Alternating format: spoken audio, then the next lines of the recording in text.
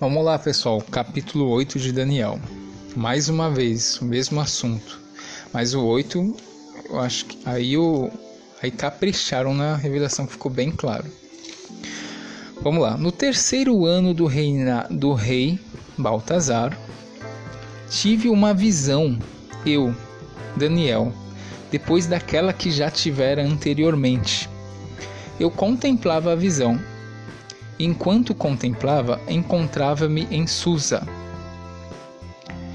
a praça forte situada na província de Elam. Enquanto contemplava a visão, encontrava-me na porta do Ulai. Levantando os olhos para ver, deparei com um carneiro de pé diante da porta. Ele tinha 2 chifres, os 2 chifres eram altos, mas um era mais alto do que o outro, e esse mais alto foi o que apareceu por último. Vamos dar só uma esclarecidinha aqui. Quando fala Ulai, pode ser o rio que atravessa Susa. A porta é a tradução conjectural apoiada pelas versões de vocábulo que aparece somente aqui no verso 3 e 6. Outros compreendem margem ou torrente. Aqui o chifre, está falando mais alto dos chifres, é o poderio persa que prevalece sobre a potência dos medos, unindo-a a si antes de suceder-lhe. Aqui já vai falar da união deles. Vamos continuar o verso 4. Eu vi o carneiro dar chifradas para o oeste, para o norte e para o sul. Nenhum animal podia resistir-lhe, e ninguém conseguia livrar-se do seu poder. Ele fazia o que bem lhe aprazia e tornou-se poderoso. Eu considerava com atenção quando vi um bode que vinha, esse bode vai ser a Grécia, tá? A gente vai ver isso mais adiante. Que vinha do ocidente e havia percorrido a terra inteira, sem sequer tocá-la. E o bode tinha um chifre magnífico. Esse chifre magnífico. Provavelmente era o Alexandre o Grande, né? Foi o primeiro, né? Entre os olhos. Ele aproximou-se do carneiro com 2 chifres. O carneiro com 2 chifres provavelmente é a união do Império Medo-Persa. 2 chifres quer dizer o quê? Os 2 reis. Que eu vira de pé diante da porta e atirou-se contra ele no ardor de sua força. Eu ouvi aproximar-se do carneiro e afrontá-lo com fúria. Ele feriu o carneiro e quebrou-lhe ambos os chifres. A gente não leu lá 1 Macabeus, falando de Alexandre? Sem que o carneiro tivesse a força de resistir-lhe.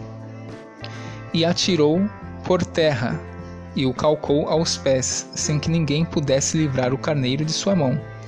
Então o bode tornou-se muito poderoso, ou seja, a Grécia.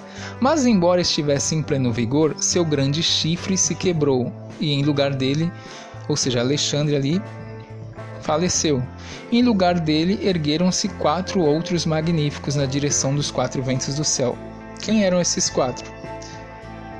Cassandro, Ptolomeu, Lisímaco, Seleucidas. Cassandro, Ptolomeu, Lisímaco e Seleucidas são 4 da Grécia. E de um deles saiu um pequeno chifre. Ora, vamos prestar atenção nisso? São os 4 da Grécia. Alexandre o Grande, depois sucedeu Cassandro, Ptolomeu, Lisímaco e Seleucidas, lá do Império Grego. De um deles saiu um pequeno chifre. É de outra nação? Não, é de um deles. Esse pequeno chifre, logo, é da Grécia, que depois cresceu muito, tanto na direção do sul, como na do oriente, como na do país do esplendor. O país do esplendor aqui é Israel, tá? Ele ergueu-se até contra o exército dos céus, derrubando por terra parte do exército e das estrelas e calcando-a aos pés.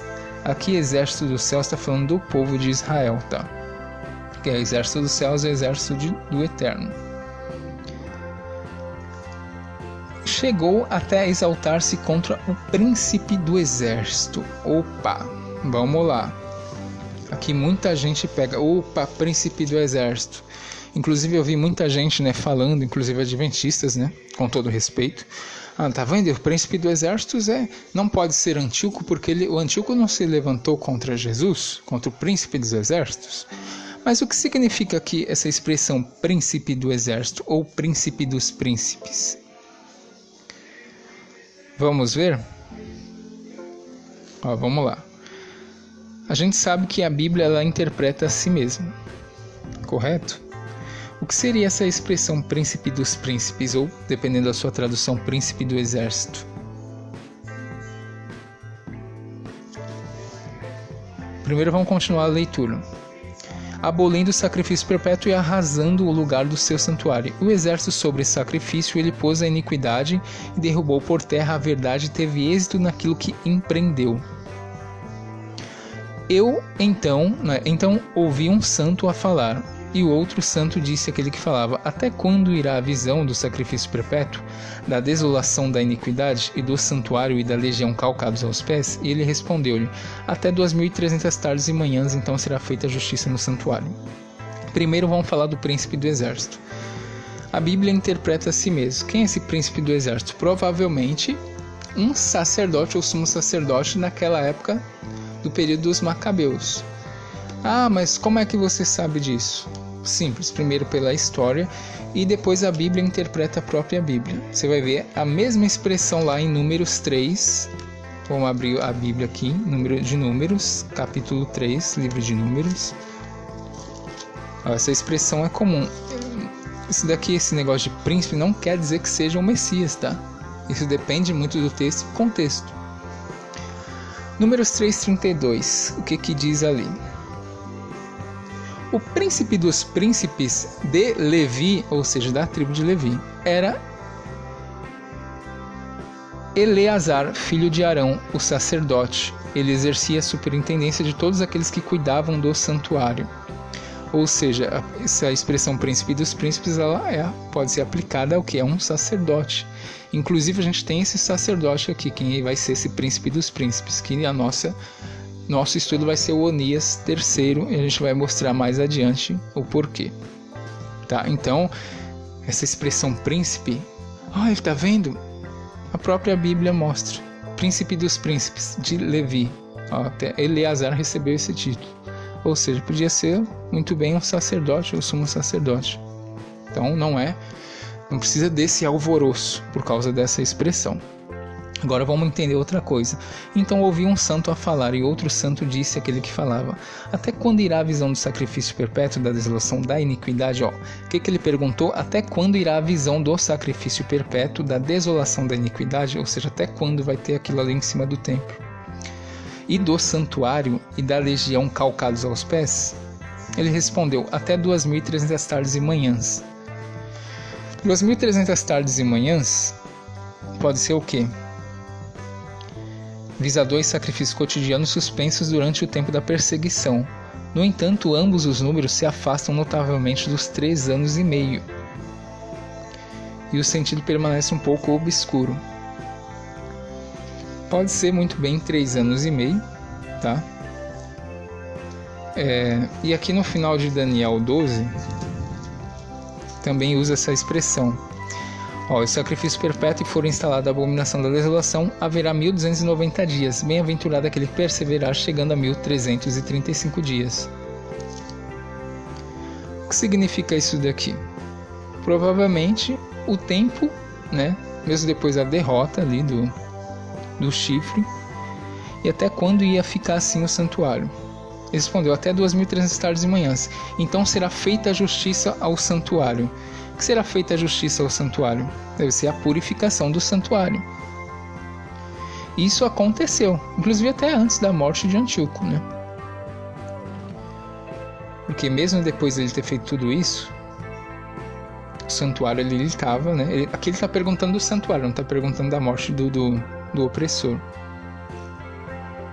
Aí ele fala: até 2300 tardes e manhãs. Depois disso, então será feita a justiça ao santuário. Ou seja, eles vão ter o santuário deles ali restabelecido. Inclusive, para quem não sabe, foi nesse ponto de partida que surgiu a festa de Hanukkah, né? A festa das luzes, a festa da dedicação, que foi justamente depois, né, que o templo ali por Judas Macabeu foi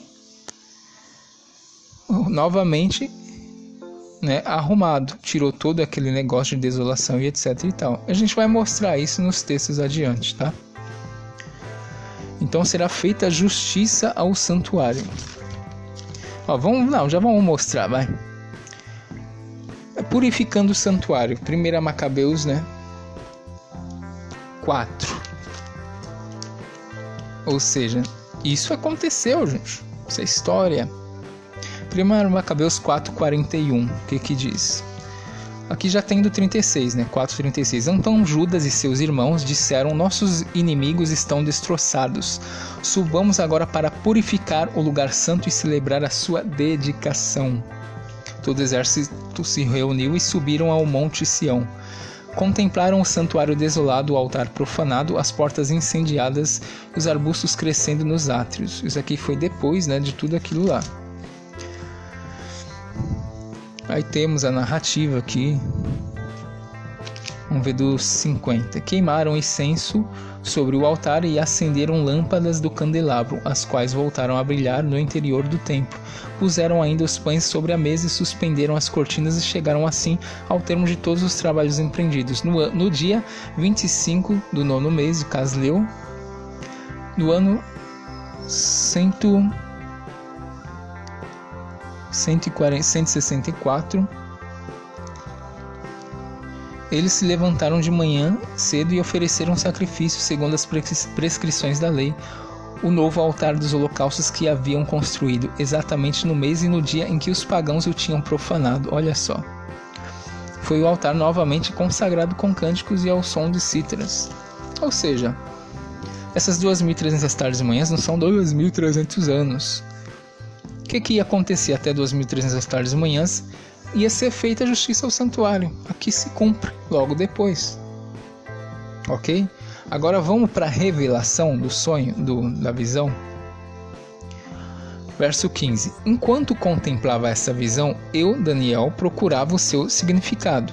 Foi quando de pé diante de mim vi uma com aparência de homem. Eu ouvi uma voz humana sobre o Ulai, gritando dizendo: Gabriel, explica a este a visão. Ele dirigiu-se para o lugar onde eu estava. À sua chegada fui tomado de terror e caí com face por terra.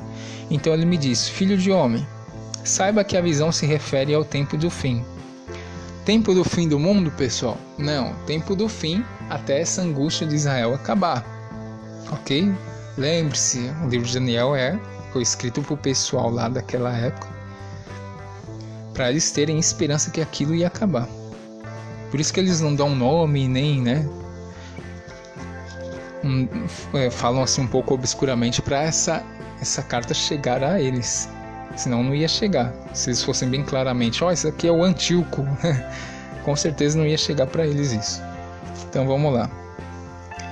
Ele dirigiu-se para o lugar onde eu estava. A sua chegada, ok.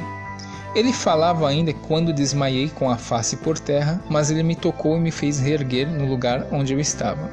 E disse-me: dar-te-ei a conhecer o que acontecerá no término da ira. Ou seja, o término do fim é a mesma coisa que o término da ira.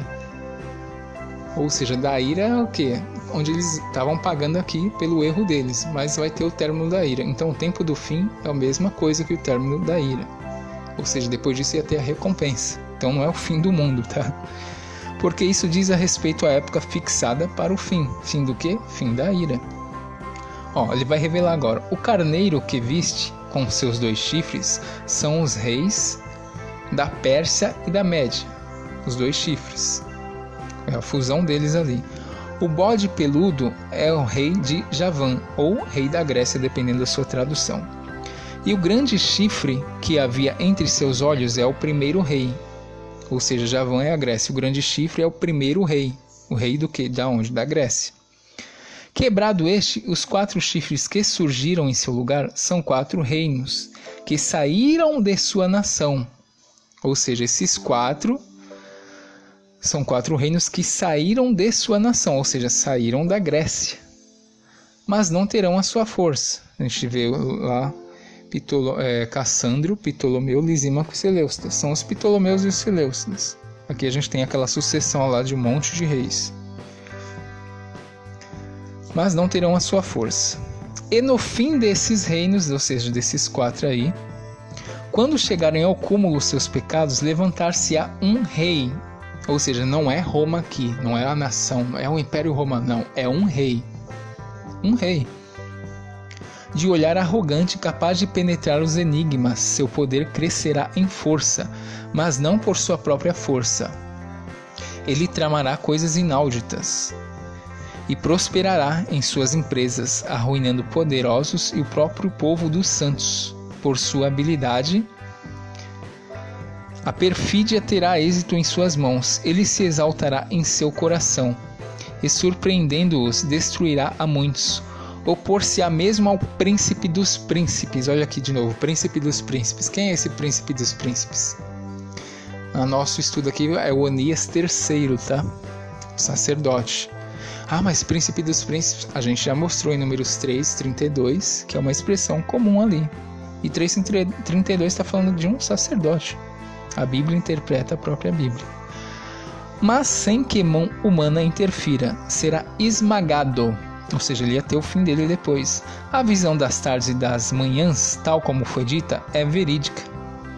Mas tu guardas silêncio sobre a visão, pois ela se refere a dias longínquos. Por que dias longínquos? Quando que ele estava tendo essa visão? O reinado de Baltazar. Era o que, mais ou menos? No ano de 500 e pouco, 556. Por que dias longínquos? Porque isso daqui só foi acontecer por volta do ano 164. Então por isso que é dias longínquos, tá, pessoal? Não quer dizer que você que está lendo no século 21 é para você, não, tá? Isso aqui é dirigido ao povo de Israel quando eles estavam lá no cativeiro. Verso 27. Então eu, Daniel, desfaleci e fiquei doente por vários dias. Depois levantei-me para ocupar-me dos negócios do rei e guardava silêncio sobre a visão, ficando sem compreendê-la. Ou seja, mesmo assim ele não tinha entendido, cabeçudo. Não tinha entendido aí ainda. Vamos lá. Uma coisa que talvez vão questionar aqui. Quando fala no fim desses reinos, que é o Cassandro, Ptolomeu, Lisímaco e Seleucidas. O fim desses reinos, quando chegarem ao cúmulo dos seus pecados, levantar-se-á um rei de olhar arrogante, que é o pequeno chifre. Ou seja, não é Roma, é um rei, não uma nação. Vamos voltar a Daniel 8:9. De onde saiu esse rei? Daniel 8:9 está falando a mesma coisa. Daniel 8:8. Então o bode tornou-se muito poderoso. A gente já viu que o bode é a Grécia. Mas embora estivesse em pleno vigor, seu grande chifre se quebrou, que foi o Alexandre. Em lugar dele, ergueram-se 4 outros magníficos. 4 chifres são reis. Na direção dos 4 ventos do céu, Cassandro, Ptolomeu, Lisímaco e Seleucida. E de um deles, verso 9, de um deles saiu um pequeno chifre. Depois cresceu muito, ou seja, é o mesmo que está falando aqui do verso 23 de Daniel 8. Esse pequeno chifre saiu de um deles. Eles eram da onde? Da Grécia. Ou seja, não tem nada a ver com Roma. É da mesma nação. Inclusive aqui, Daniel 8:22. Quebrado este, os 4 chifres que surgiram em seu lugar são 4 reinos que saíram de sua nação. Ou seja, esses 4 reinos são da Grécia. E desses 4 que é da mesma nação, que é de um deles, saiu o pequeno chifre, que é esse rei aqui de olhar arrogante, como a gente viu no livro de Macabeus, que é Antíoco IV. Encerra aqui, tá? Daniel 8, quero dizer. E como a gente viu as 2.300 tardes e manhãs, tá ligado com isso daqui. Verso 26. A visão das tardes e das manhãs, tal como foi dita, é verídica, mas tu guardas silêncio sobre a visão, pois ela se refere a dias longínquos. E lembrando aqui, Daniel 8:14, ele falou aqui, até 2.300 tardes e manhãs. O que ia acontecer depois disso? Então será feita justiça ao santuário. As 2.300 tardes e manhãs, ali era o fim de Antíoco, e depois disso ia ser feita a justiça ao santuário. Depois de Antíoco, foi feita a justiça ao santuário, historicamente? Foi com Judas Macabeu. Então aqui é o capítulo 8, e a gente vai para o 9 agora, que é o polêmico.